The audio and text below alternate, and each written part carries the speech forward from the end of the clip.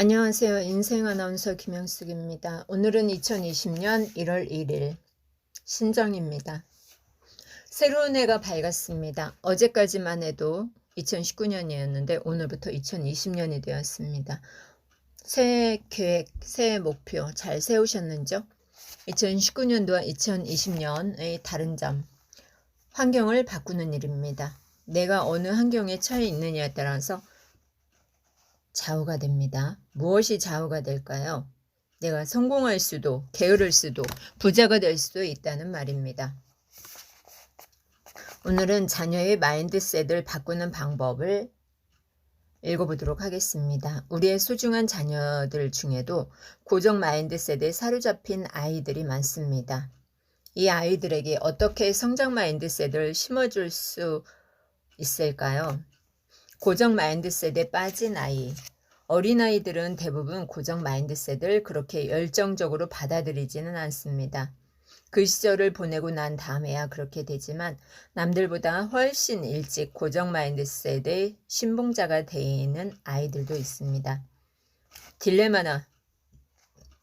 어느 날 당신의 어린 아들이 학교에서 돌아와 당신에게 이렇게 얘기합니다. 어떤 애들은 똑똑하고 어떤 애들은 멍청해요. 걔들은 남보다 머리가 더 나빠요. 당신은 깜짝 놀라서 누가 그렇게 얘기했어? 라고 물으며 학교에 항의할 준비를 하죠. 하지만 아이는 자랑스럽게 대답합니다.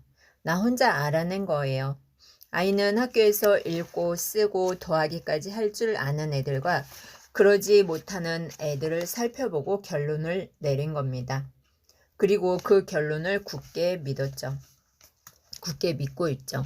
고정 마인드셋 측면에서 보면 당신의 아들은 조숙한 것이고 곧 그 고정 마인드셋은 만개하게 될 겁니다. 아이는 점차 노력을 혐오하게 되고 자신의 똑똑한 두뇌를 이용해서 일을 쉽게 처리하길 바랄 겁니다. 그리고 실제로 그런 일이 종종 일어나기도 할 테고요. 아이가 체스를 빨리 배우자 당신의 배우자는 아이를 응원하기 위해 어린 체스 챔피언을 다룬 영화 위대한 승부를 보여줍니다. 하지만 아이는 영화에서 질 수도 있다는 점, 그리고 지면 더는 챔피언이 아니게 된다는 점을 배우죠. 그리고 체스를 포기해버리죠. 하지만 주변 사람들에게 여전히 나는 체스 챔피언이에요 라고 의시됩니다. 체스를 두지 않는 체스 챔피언인 셈입니다. 패배의 의미를 이해하게 된 아이는 패배를 피하기 위한 조치를 취합니다. 심지어 보드게임에서도 이기기 위해 속임수를 쓰기 시작하죠. 또 다른 아이들은 못하지만 자신은 할 줄 아는 온갖 것들에 대해 자주 이야기합니다. 당신 부부가 다른 아이들이 멍청한 게 아니고 단지 충분히 연습하지 않았기 때문이라도 아무리 얘기해줘도 아이는 믿으려 하지 않아요. 아이는 학교에서 주변을 살폈다가 집에 와서는 당신에게 이렇게 얘기합니다. 선생님이 새로운 문제를 내줘도 난 다른 애들보다 더 잘 풀 수 있어요. 저한테는 연습이 필요 없어요.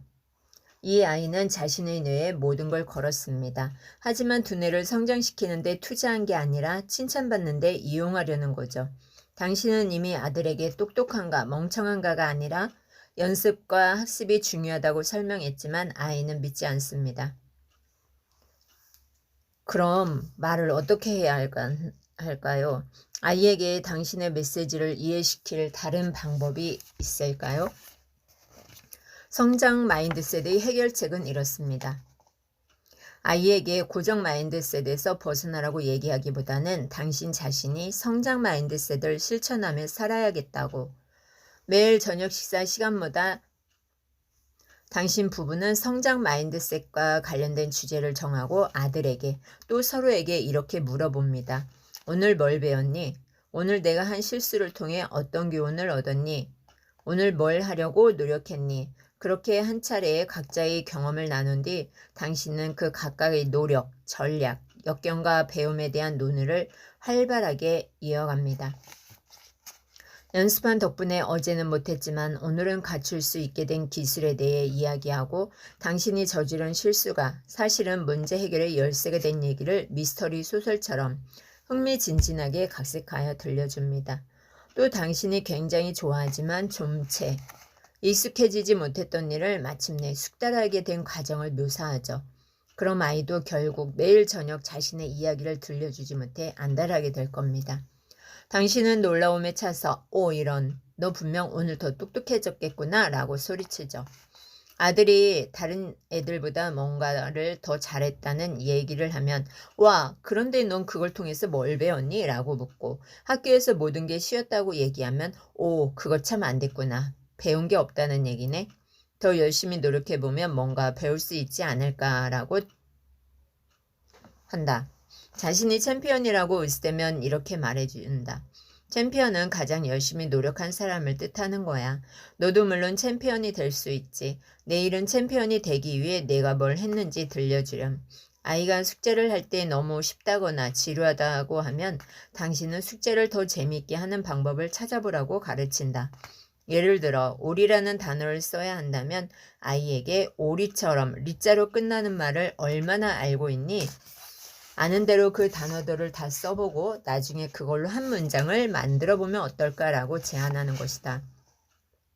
아이가 숙제를 끝내고 난 후 약속한 게임을 시작한다. 아침에 오리가 개나리 밑에서 개구리를 만났네? 처럼 문장을 만든다. 아이는 마침내 숙제를 더욱 흥미진진하게 할 수 있는 자신만의 방법을 발견하기 시작한다. 오리, 개나리, 개구리. 아침에 오리가 개나리 밑에서 개구리를 만나네. 그리고 당신은 아이에게 학교 생활이나 운동뿐 아니라 친구를 사귀는 일 또는 남을 이해하거나 돕는 일에 대해서 배운 점에 대해서도 이야기하도록 독려한다. 당신은 단지 아들의 지적, 신체적 능력만을 중요시하는 게 아니라는 점을 아이에게 전하고 싶은 것이다. 하지만 이후로도 오랫동안 당신의 아들은 여전히 고정 마인드셋에서 벗어나지 못한다. 자신이 원래 특별한 존재라는 게 너무 좋은 거다. 그걸로 끝인 거다. 매일 노력해서 지식이나 능력을 조금씩 늘려야 한다는 생각은 아이의 마음에 들지 않는다. 스타는 절대 그렇게 땀 흘리는 사람이 아니다. 하지만 가족 전체의 가치관이 점점 성장 마인드셋으로 기울어감에 따라 아이도 그 일원이 되기를 원한다. 그래서 처음에는 말만 앞세우다가 점차 행동에 나서게 되고 이런 과정을 거쳐서 마침내 아이는 마인드셋의 감신으로 변모한다. 가족 중 누군가가 고정 마인드셋 사고에 빠지면 아이가 기가 막히게 잡아낸다. 그래서 당신은 배우자에게 당신도 조심해야겠어 라고 농담을 던지는 상황에까지 온다. 이처럼 고정 마인드셋의 유혹은 아주 강렬하다. 그렇게 마음먹기만 해도 평생의 가치, 성공, 존경을 약속해 줄 것 같다. 그래서 이미 고정 마인드셋이 한번 뿌리내린 곳에 다시 성장 마인드셋을 키우기가 아주 어렵다. 노력은 성장이 아니다.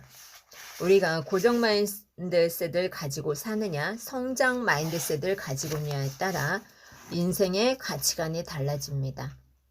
평생의 가치, 성공, 존경을 배울 수도 있겠죠. 경청해 주셔서 감사합니다.